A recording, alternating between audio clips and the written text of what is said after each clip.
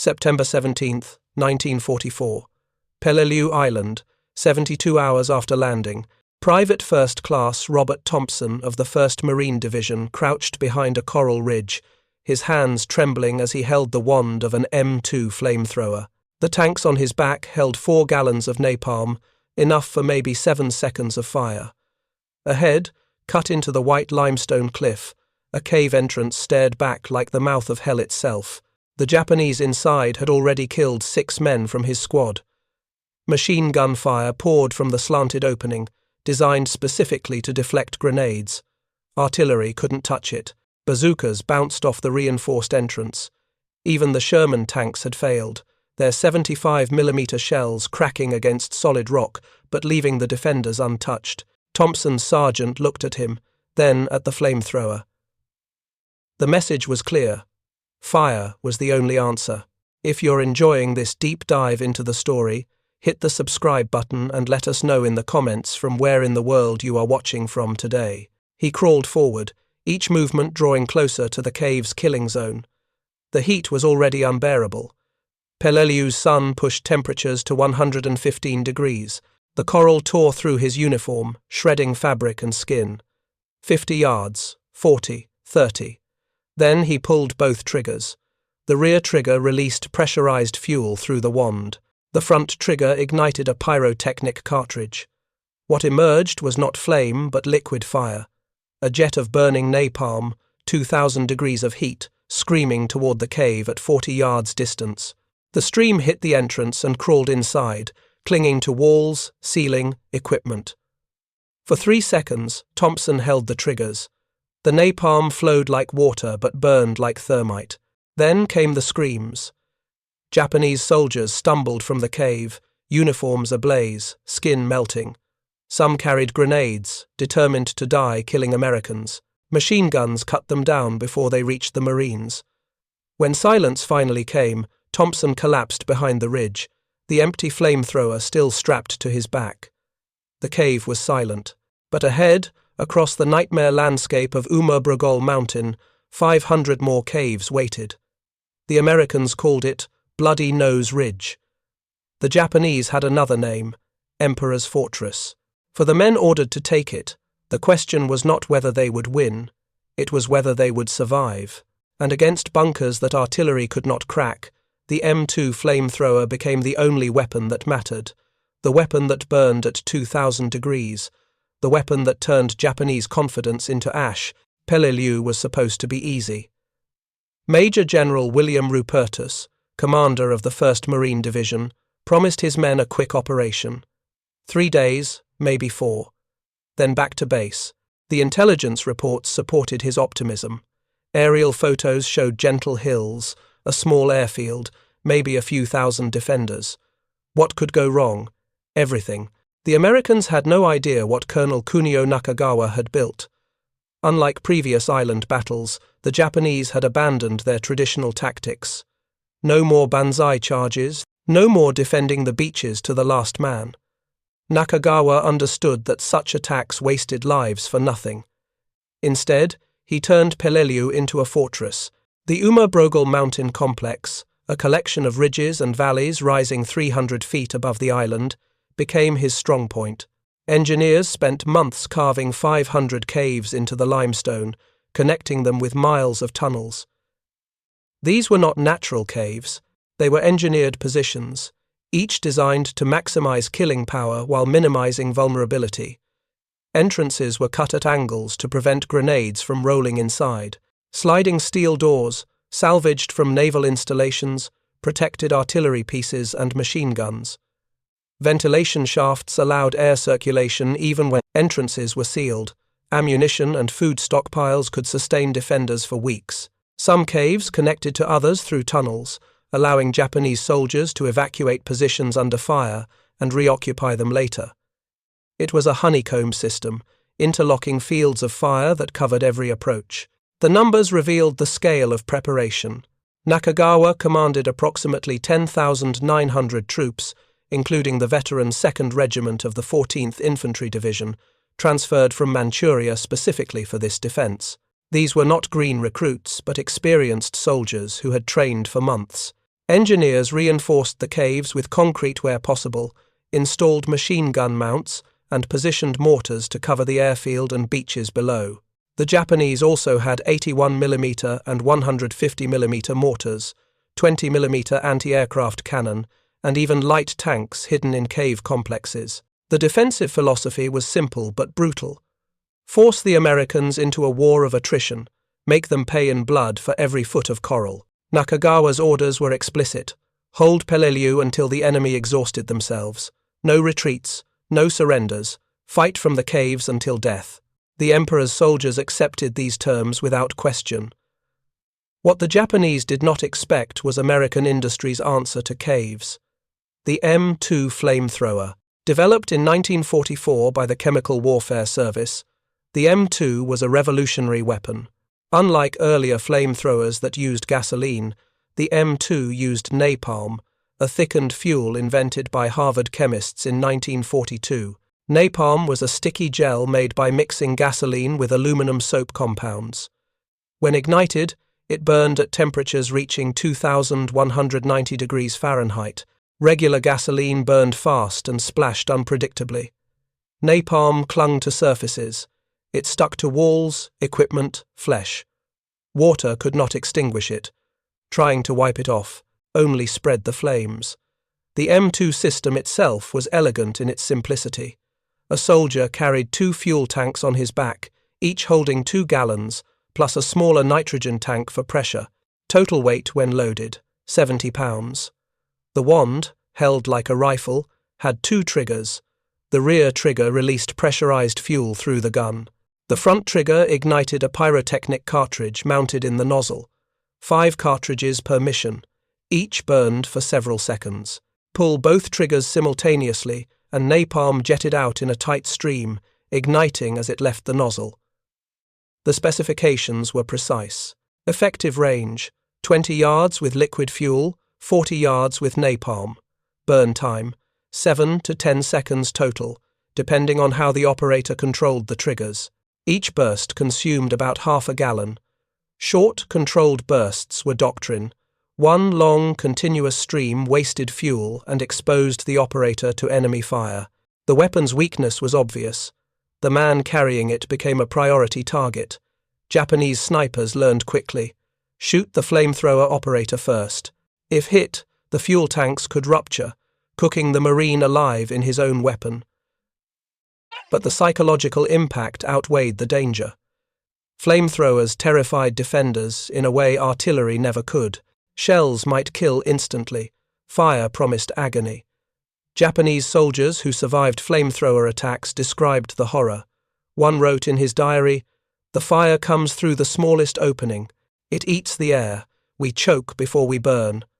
Another described watching comrades run from a cave, flames consuming them as they died. The material reality of the M2 matched its psychological power. By late 1944, American factories were producing flamethrowers and napalm at industrial scale. Over 50,000 M2 units rolled off production lines. Tens of millions of gallons of napalm fuel were manufactured. Japan, blockaded and bombed, could barely produce basic ammunition. Its soldiers faced weapons designed specifically to exploit their defensive strategy. Caves that could withstand naval bombardment had no defense against liquid fire that flowed around corners and burned away oxygen. On September 15, 1944, the 1st Marine Division landed on Peleliu's southwest beaches. The 1st Marines under Colonel Louis Chesty Puller hit White Beach to the north. The 5th Marines under Colonel Harold Harris landed in the center at Orange Beach. The 7th Marines under Colonel Herman Hannikin took the southern flank. The plan assumed light resistance. Capture the airfield on day 1, secure the island by day 3, return to base by day 4. Reality shattered that plan within minutes. As landing craft approached the beaches, Japanese artillery opened fire. Steel doors on cave positions slid open, revealing 47mm guns and 20mm cannons. Crossfire ripped through the Marines. By 9:30 in the morning, 60 LVTs and DUKWs lay destroyed on the reef or beaches. The 1st Marines, advancing toward the northern ridges, encountered resistance unlike anything they had seen. Machine gun nests fired from concealed positions. When Marines called in artillery, the Japanese simply retreated into tunnels and waited. When the barrage ended, they reoccupied their positions and resumed firing. Colonel Puller, a legendary officer who had survived Guadalcanal and Cape Gloucester, pushed his men forward with relentless aggression. But the terrain itself became the enemy. Coral ridges with razor-sharp edges tore uniforms and skin. Temperatures soared. Water supplies ran low within hours. Men carrying 70-pound flamethrowers stumbled through the heat, trying to reach cave entrances while under fire.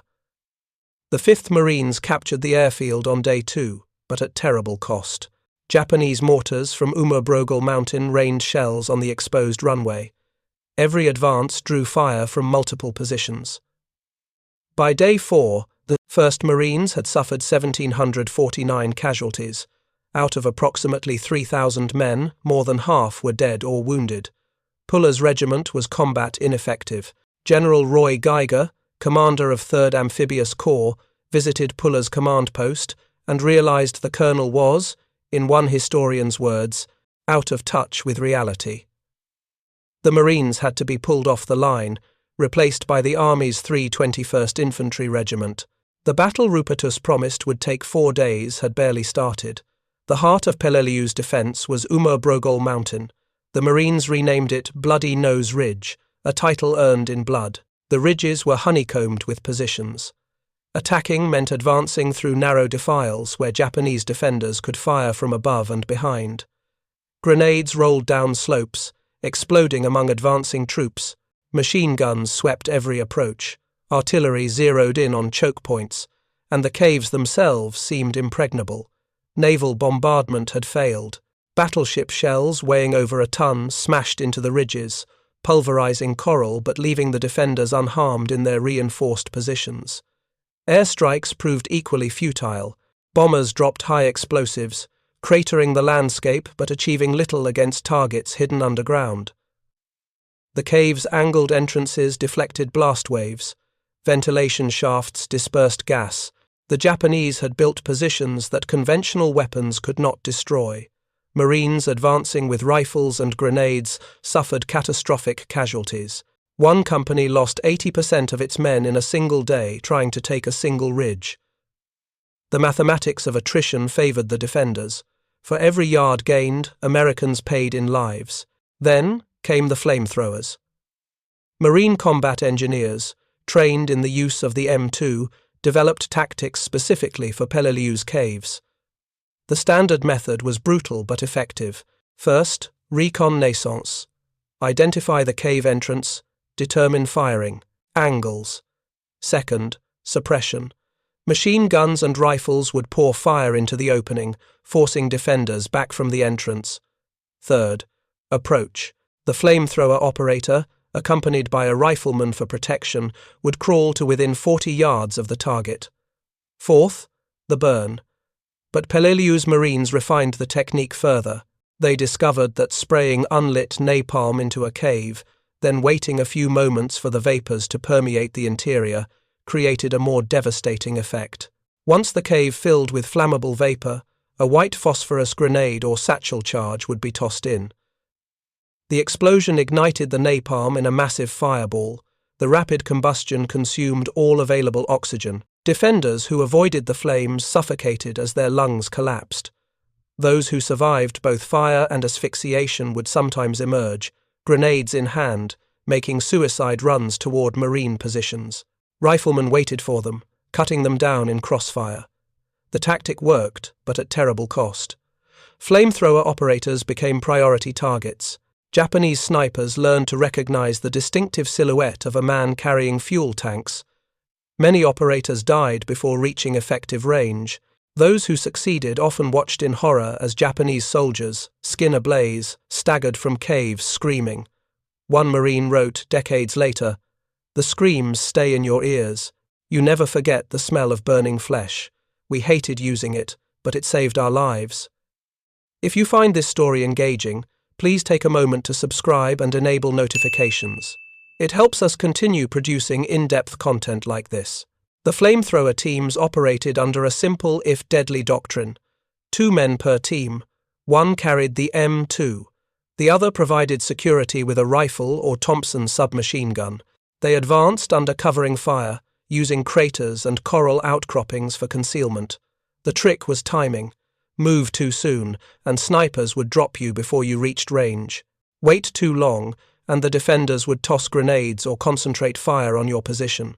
Corporal Louis Borzell of Charlie Company, 1st Battalion, 5th Marines, led such a team. A former bookbinder from Washington, D.C., Borzell had survived Guadalcanal and Cape Gloucester.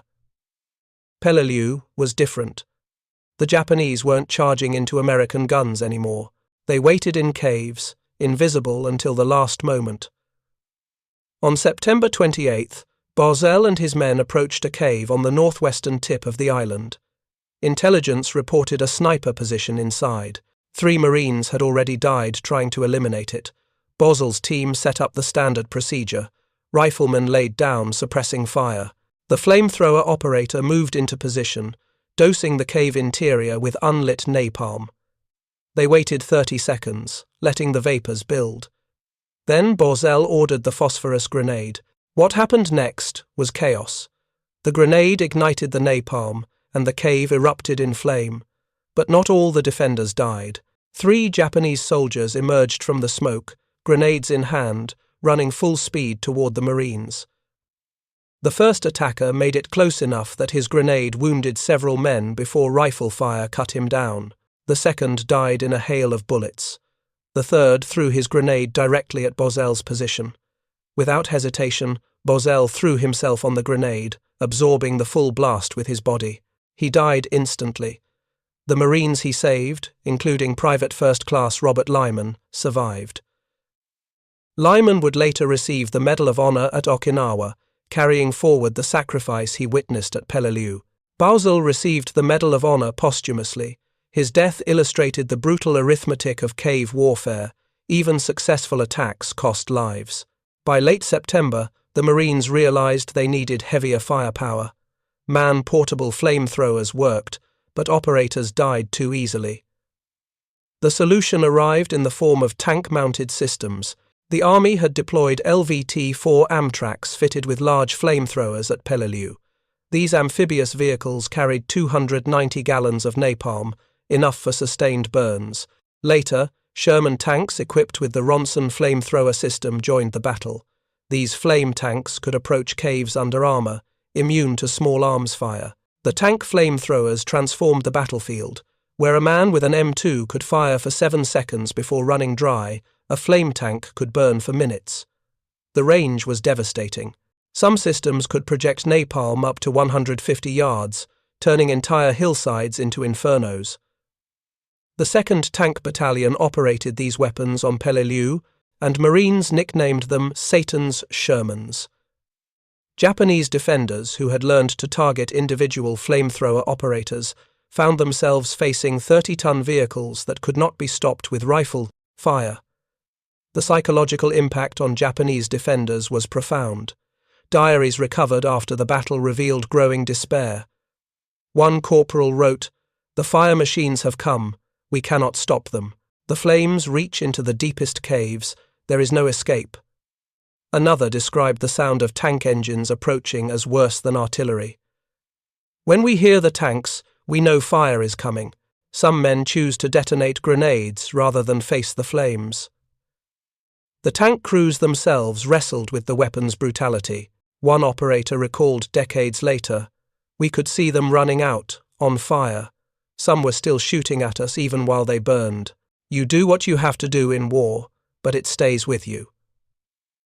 The crew compartments of flame tanks, filled with the smell of burning napalm and, when the wind was wrong, burning flesh. Ventilation systems could not clear the air fast enough.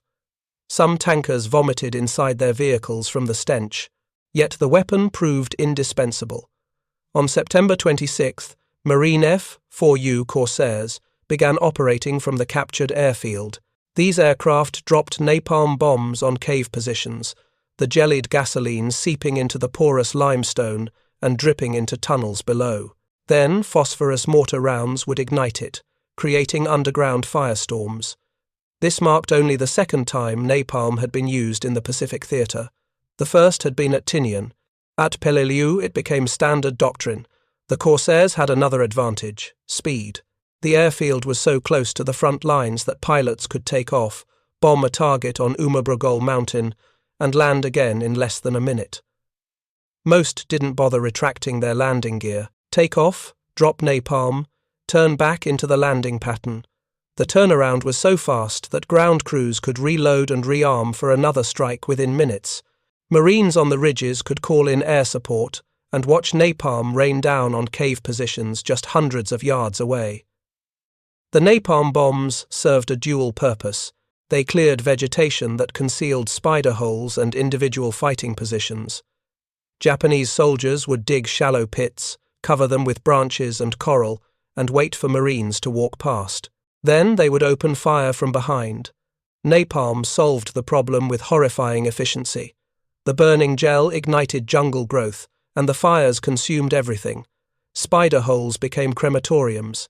Marines advancing after napalm strikes found charred remains, often burned beyond recognition.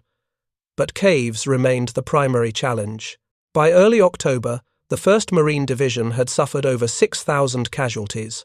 The 5th and 7th Marines, having replaced Puller's shattered regiment, were losing 50% of their strength clawing through the ridges.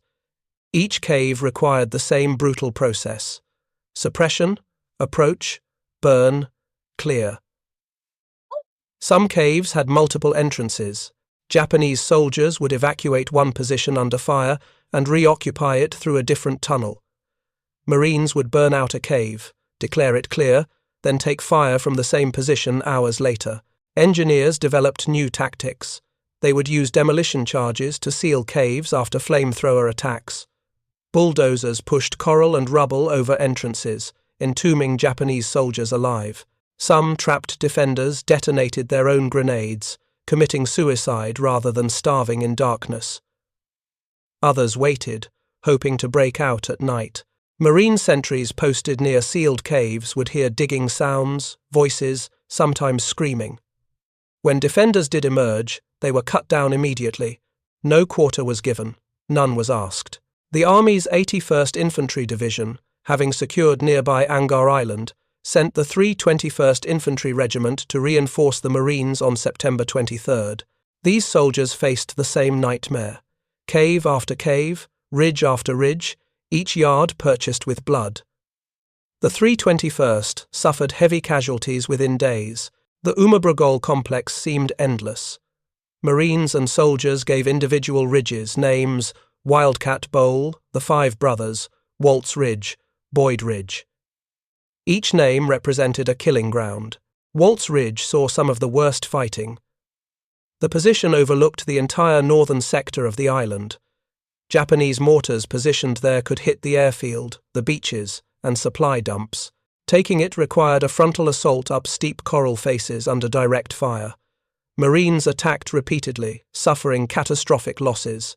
Flamethrower teams crawled up the slopes, burning cave after cave. The ridge changed hands multiple times. Finally, tank flamethrowers moved into position and scorched the entire ridgeline. The defenders died, but so did dozens of Marines. By mid-October, the character of the battle had changed. The Marines held most of the island except the Umabrogol pocket. What remained were the hardest positions, the deepest caves, the most fanatical defenders.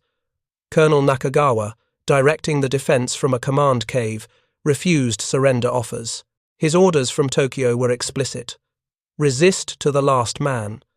Every day of American delay was a day Japan could prepare defenses elsewhere. Peleliu had become a battle of annihilation. The Americans adapted their tactics yet again. Instead of frontal assaults, they used a combination of flamethrowers, demolitions, and siege tactics. Positions would be isolated, surrounded, then systematically destroyed. Engineers discovered that pumping gasoline into cave ventilation shafts, then igniting it, created devastating explosions. The flames consumed oxygen, suffocating defenders who survived the blast. One marine demolition expert described the process. We'd pour in 50 gallons, wait a few minutes, then drop a thermite grenade down the shaft. The explosion would blow the steel doors off the entrance. Then we'd go in with flamethrowers to finish the job. The caves themselves became charnel houses. Marines entering after flamethrower attacks found bodies carbonized beyond recognition. In some caves, the heat had been so intense that metal equipment had melted. Japanese weapons, once carefully maintained, were fused lumps of steel. Ammunition had cooked off, scarring cave walls with shrapnel. The smell was indescribable: burned flesh, cordite, sulfur from white phosphorus, and the sweet, sickly smell of napalm residue. Corpsmen wore masks, but nothing blocked the stench completely. The toll on American troops went beyond physical casualties. Combat stress reactions, then called war neurosis, affected hundreds of Marines. Men who had functioned normally at Guadalcanal broke down at Peleliu. The heat, the endless casualties, the close-quarters horror of cave, fighting, all combined to shatter minds as well as bodies. The 1st Marine Division reported that psychological casualties rivaled combat wounds. Some men simply stopped functioning, staring blankly while shells exploded around them. Others became hyper-aggressive, taking suicidal risks. Medical officers had no psychiatric support at the division level. Men suffering breakdowns were evacuated if possible, or sedated and returned to the line if not. The Japanese suffered too, though their casualties were almost entirely physical. Out of 10,900 defenders, virtually all would die. Surrender was not culturally acceptable, and American treatment of prisoners was unknown. Japanese propaganda had told soldiers that Americans tortured captives. Some believed it, others simply followed Bushido, the warrior code that demanded death before dishonor. By late October, the remaining defenders were starving, cut off from supplies. They ate whatever they could scavenge: rats, insects, even leather from equipment. Yet they fought on. Small groups would emerge at night, infiltrating American lines, trying to destroy supplies or kill sentries. These night raids were acts of desperation, not tactics. Marines responded with flares and automatic weapons fire. Few Japanese attackers survived.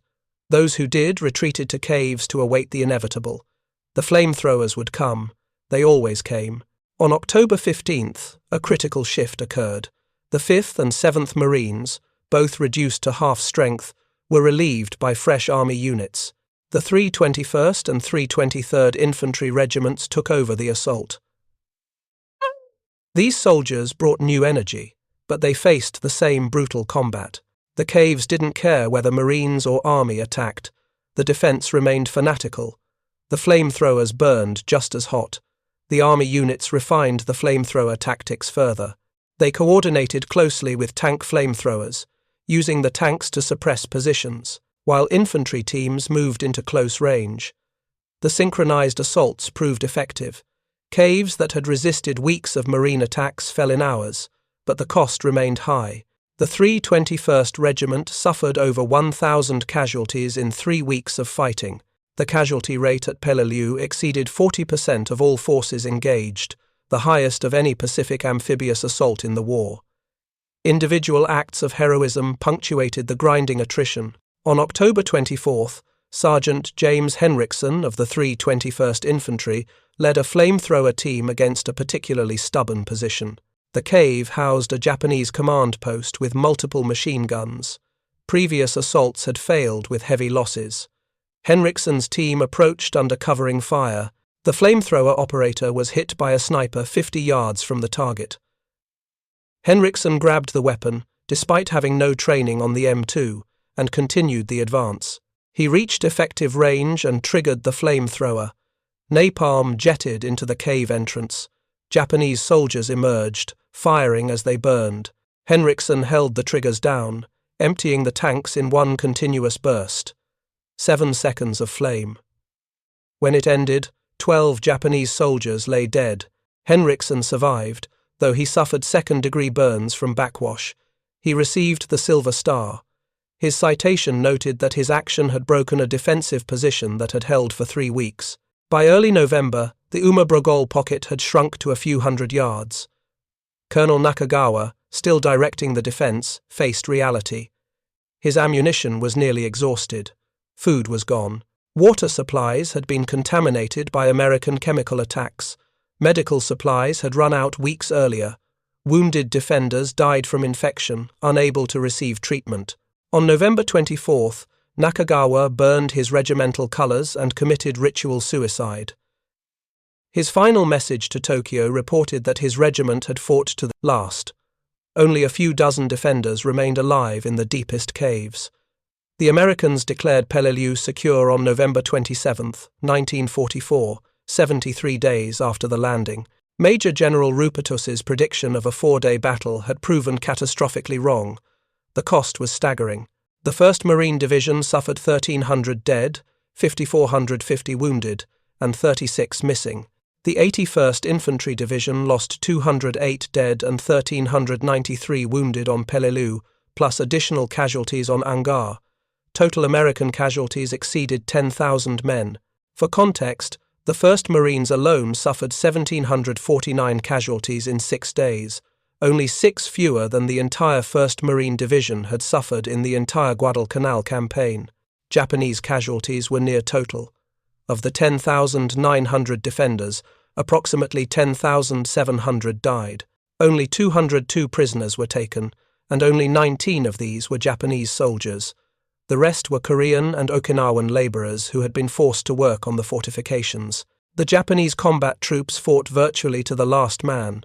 Some held out in caves for months after the battle officially ended. The last confirmed Japanese soldier on Peleliu surrendered in 1947, nearly 3 years after the battle. The statistical analysis of the fighting revealed the flamethrowers' central role.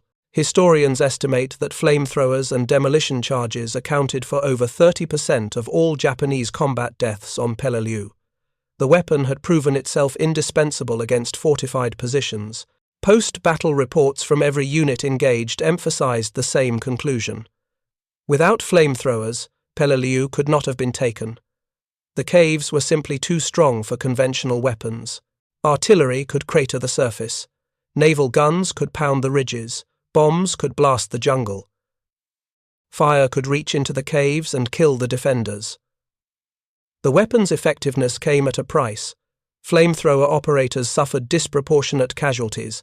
Japanese forces learned to prioritize these targets above all others. A rifleman might blend into a squad. A machine gunner could find cover. But a man carrying 70 pounds of fuel tanks was impossible to miss. Snipers targeted them first. Artillery concentrated on them. Even when operators survived their missions, the psychological burden was immense. Many refused to discuss their experiences for decades. The screams of burning men haunted them for life. The Marines and soldiers who used flamethrowers at Peleliu expressed mixed feelings about the weapon. One operator wrote, "It was the most horrible thing I ever did. But if I hadn't done it, my buddies would have died trying to take those caves with grenades. We did what we had to do." Another recalled, "I carried hell on my back. I knew what it did to people. But the Japanese weren't surrendering. They fought to the death. The flamethrower ended it quickly as it could be ended." The Japanese perspective, preserved in captured diaries and post-war interrogations, revealed the weapon's psychological devastation. Officers admitted that flamethrowers broke morale more completely than any other American weapon. One surviving lieutenant stated, "We could endure bombardment, we could endure hunger and thirst, but the fire destroyed the spirit. Men who had vowed to die for the emperor begged to be shot rather than face the flames." Another described the terror of hearing tank engines approaching. "We knew what came next. The roar of fire, the screaming, the heat that stole the air from our lungs. There was no defense, no courage helped against fire." The cost of truth. The aftermath of Peleliu reverberated through both American and Japanese military planning. For the Americans, the battle taught harsh lessons about island fortifications and the limitations of conventional bombardment. The pre-invasion naval shelling, cut short because Admiral Jesse Oldendorf claimed he had run out of targets, had been grossly inadequate. Aerial reconnaissance had failed to identify the true nature of the Umabrogol defences. Intelligence estimates had underestimated Japanese strength by thousands of troops. The result was a 73-day bloodbath that could have been avoided or at least mitigated with better preparation. The strategic value of Peleliu itself became a source of controversy. The airfield, supposedly critical to protect MacArthur's flank during the Philippines invasion, proved largely unnecessary. MacArthur landed at Leyte on October 20, 1944, while Peleliu was still being contested. Japanese air power was so depleted by that point that Peleliu's airfield contributed almost nothing to the campaign. Long-range bombers from the Marianas could strike Japanese positions without needing Peleliu as a staging base. In retrospect, many military historians argue the island should have been bypassed entirely, saving 10,000 casualties for no strategic gain. Yet Peleliu provided invaluable tactical lessons. The cave warfare techniques developed there became doctrine for subsequent battles. At Iwo Jima, in February 1945, Marines applied everything learned at Peleliu. Flamethrower teams trained specifically for cave assaults. Tank flamethrowers deployed in greater numbers. Coordination between air, artillery, and ground assault improved dramatically. The lessons were written in blood at Peleliu but saved lives later. The flamethrowers' effectiveness led to increased production and deployment. By the time of the Okinawa invasion in April 1945, flamethrower teams were organic to Marine infantry battalions. The 13th Provisional Tank Battalion deployed Sherman flamethrower tanks specifically to support operations against Japanese cave defenses. The weapon had proven its worth. American industry responded with characteristic efficiency, producing tens of thousands more M2 flamethrowers and millions of gallons of napalm. The Japanese military absorbed different lessons. Reports from Peleliu's defenders confirmed what commanders feared. American firepower was overwhelming. The cave defense strategy had delayed the enemy but could not stop them. Flamethrowers nullified the advantage of fortifications. Tokyo's planners realized that even the strongest positions would eventually fall to combined arms assault with flame weapons. This knowledge shaped Japanese defensive planning for Iwo Jima and Okinawa, where even deeper cave systems and more elaborate tunnels were constructed. The strategy remained the same: fight from fortified positions, inflict maximum casualties, delay the inevitable American victory. For the men who fought at Peleliu, the legacy was personal and permanent. Eugene Sledge, who served with the 1st Marine Division and later wrote the memoir With the Old Breed, described Peleliu as worse than Okinawa, despite the latter battle's greater scale. The close-quarters brutality, the inescapable heat, the endless cave fighting, all combined to create what Sledge called as close to hell as humans can create. His account, unflinching in its honesty, became one of the most important memoirs of the Pacific War. The island itself bore the scars for decades. Peleliu's landscape was utterly transformed. Where jungle had covered the ridges, only blasted coral remained. Thousands of shell craters pockmarked the terrain. The airfield, expanded by American engineers during the battle, dominated the southern portion of the island. The caves, many still containing the remains of Japanese defenders, became silent tombs. Over time, jungle growth reclaimed much of the island, but even today, 70 years later, the evidence of battle remains visible. In 1985, Peleliu was designated a U.S. National Historic Landmark. Archaeological expeditions have since uncovered thousands of artifacts, weapons, ammunition, personal effects, human remains. The caves still show scorch marks from flamethrower attacks. Melted equipment and carbonized wood testify to the intensity of the fighting. For historians and veterans who visit, the island serves as a grim reminder of war's cost. The flamethrower itself eventually fell out of favor. Protocol 3 of the Geneva Convention on Certain Conventional Weapons, adopted in 1980 and entering into force in 1983, restricted the use of incendiary weapons against military targets near civilian concentrations. The United States did not ratify this protocol until 2009, but had already phased out flamethrowers decades earlier. The M2 was replaced in Vietnam by the M9A0-7, which was itself replaced by the M202 flash incendiary rocket launcher. Eventually, even these weapons were retired. Modern militaries rely on thermobaric weapons and precision munitions instead. But in 1944 on Peleliu, the M2 flamethrower was the weapon that mattered most. Against bunkers designed to withstand naval bombardment, against caves that artillery could not touch, against defenders who refused surrender, the flamethrower provided the only effective solution. It burned at 2,000 degrees. It consumed oxygen. It turned courage into ash. The Japanese had believed their caves were invincible. They had prepared for artillery, for bombs, for tanks.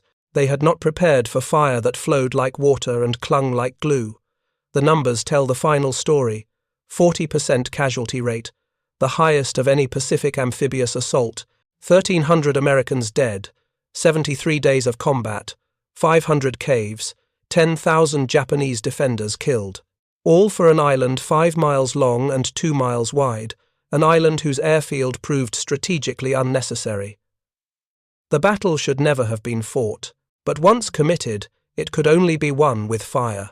For the Marines who carried M2 flamethrowers up Bloody Nose Ridge, for the soldiers who watched napalm consume cave positions, for the tankers who drove Satan's Shermans into point-blank range, Peleliu was proof of a terrible truth. No fortification, no matter how strong, could withstand American industry and firepower. The Japanese had built an underground fortress. They had prepared to fight to the last man. They did. But the flamethrower, burning at 2,000 degrees, proved that no wall was thick enough, no tunnel deep enough, no defense strong enough. Against America's fire, there was no escape. The caves could not save them. Courage could not save them. Nothing could save them.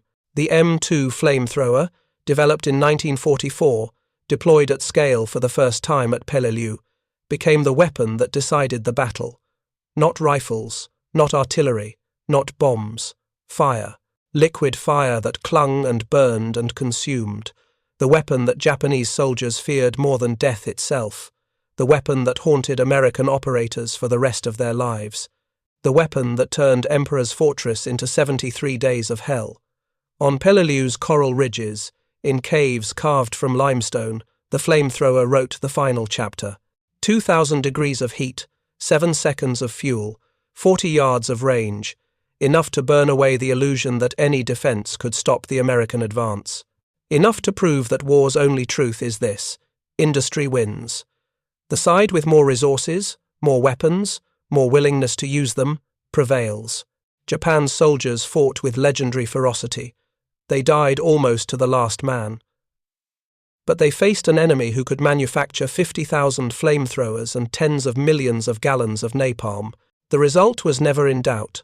Only the cost was uncertain, and at Peleliu, the cost was measured in thousands of lives, hundreds of caves, and 7 decades of haunted memories. The M2 flamethrower had proven its worth.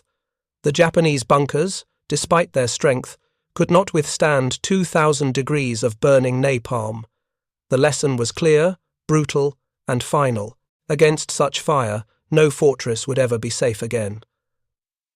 Thank you for watching. For more detailed historical breakdowns, check out the other videos on your screen now, and don't forget to subscribe.